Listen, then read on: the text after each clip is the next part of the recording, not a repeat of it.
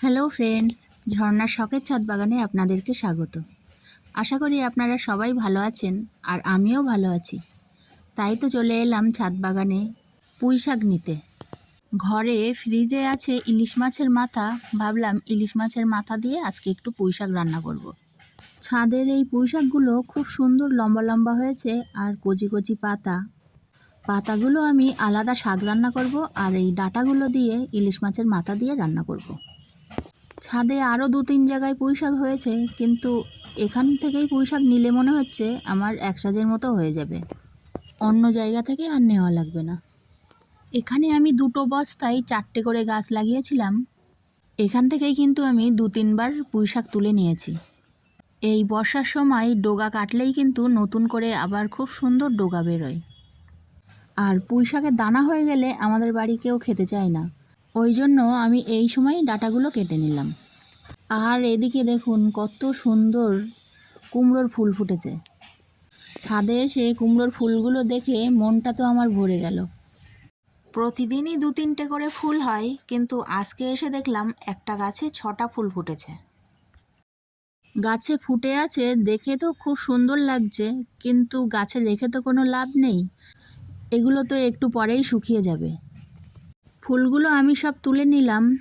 আজকে কুমড়ো ফুলের বড়া বানাবো। কুমড়ো ফুলের বড়া খেতে কিন্তু দারুণ লাগে। আজকে আমি ছাদ বাগান থেকে পুঁই শাক আর কুমড়োর ফুল নিয়ে যাচ্ছি, এগুলোই রান্না করে আপনাদের সঙ্গে একটু শেয়ার করব। এই যে সব ফুল তুলে এই যে এতগুলো হলো, দারুণ হবে বড়া করলে। আর এদিকে দেখুন একটা প্রজাপতি আমার ছাদ বাগানে এসে বসে আছে, খুব সাবধানে আস্তে আস্তে গিয়ে ওকে একটু ক্যামেরাবন্দি করলাম। তবে পাখনাটা মেললে বেশি ভালো লাগতো, তবে ওর পাশে গিয়ে আমার এটুকু ভিডিও করতে দিয়েছে, এটাই আমার কাছে অনেক। আর এদিকে শিমের চারাগুলো আস্তে আস্তে বড় হচ্ছে। এগুলোকে আমি গ্লাসে দানা দিয়ে ঘরে চারা তৈরি করেছিলাম, তারপরে বাইরে এনে আমি এই বস্তাতে বসিয়েছি। আর এদিকে দেখুন চন্দ্রমল্লিকাগুলোর আবার কাটিং করার মতো হয়ে গেছে, তো কয়েকটা ডগা আমি কাটিং করে চারা তৈরি করে নেব। এইভাবেই চলতে থাকবে শীতের আগে পর্যন্ত কাটিং করা।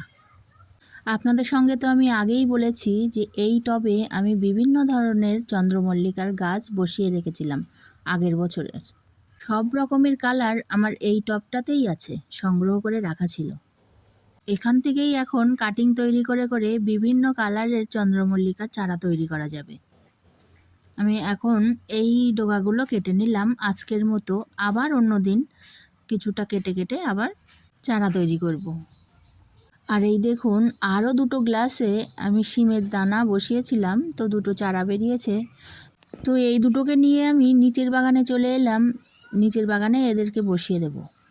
নিচের বাগানেও আমি অনেক দানা বসিয়েছিলাম, কিন্তু বর্ষার কারণে দানাগুলো থেকে চারা তৈরি হয়নি, তাই গ্লাসে দানা দিয়ে ঘরে রেখে চারা তৈরি করে বসাতে হচ্ছে। কিছুটা আমি ছাদ বাগানে বসিয়েছি আর কিছুটা নিচে বসিয়ে দিচ্ছি।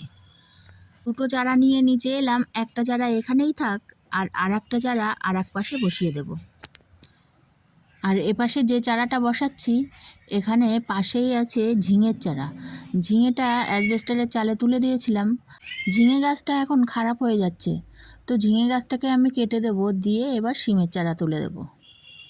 যদি গাছটা আমার ভালো হয় তাহলে শিম দেবে অ্যাসবেস্টারের চালে। এদিককার কাজ মোটামুটি সেরে নিলাম, এবার যাব রান্নাঘরে।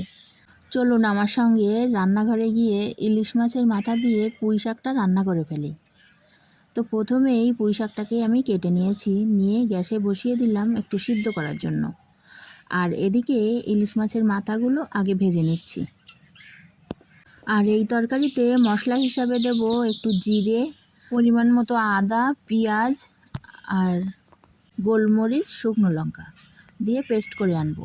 আর এদিকে কড়াইতে ইলিশ মাছের মাথা ভাজা তেলের মধ্যে কয়েক টুকরো আলু ভেজে নেব। ওই তেলেই একটু শুকনো লঙ্কা, তেজপাতা আর পাঁচফোড়ন ফোড়ন দিয়ে মশলাগুলো সব দিয়ে দিলাম।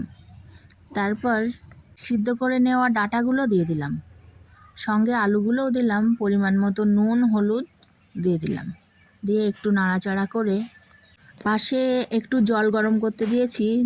এটা কিন্তু বৃষ্টির জল, তরকারিতে বৃষ্টির জল দিলে টেস্ট বেড়ে যায়। আর জলটা যদি একটু গরম করে দেওয়া যায় তাহলে তো কোনো কথাই নেই। আর এদিকে ইলিশ মাছের ভাজা মাথাটা ভেঙে নিচ্ছি, একটু ভেঙে ভেঙে ছোট পিস করে নিচ্ছি।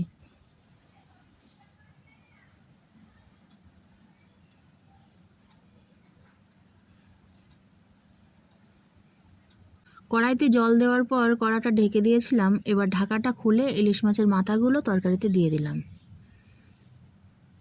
বেশ কিছুক্ষণ ধরে ফুটিয়ে নিয়ে পরিমাণ মতো একটু চিনি দিয়ে দিলাম।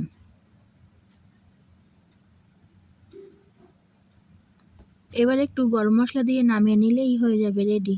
ভিডিওটার একেবারেই আমি শেষের দিকে চলে এসেছি। আপনারা যারা আমার এই ভিডিওটা শেষ পর্যন্ত দেখলেন তাদেরকে অসংখ্য ধন্যবাদ। আমার এই ভিডিওটা যদি আপনাদের ভালো লাগে তাহলে লাইক, কমেন্ট, শেয়ার, সাবস্ক্রাইব করে আমার পাশে থাকবেন। এদিকে দেখুন কুমড়ো ফুলের বড়াটাও ভেজে নিলাম।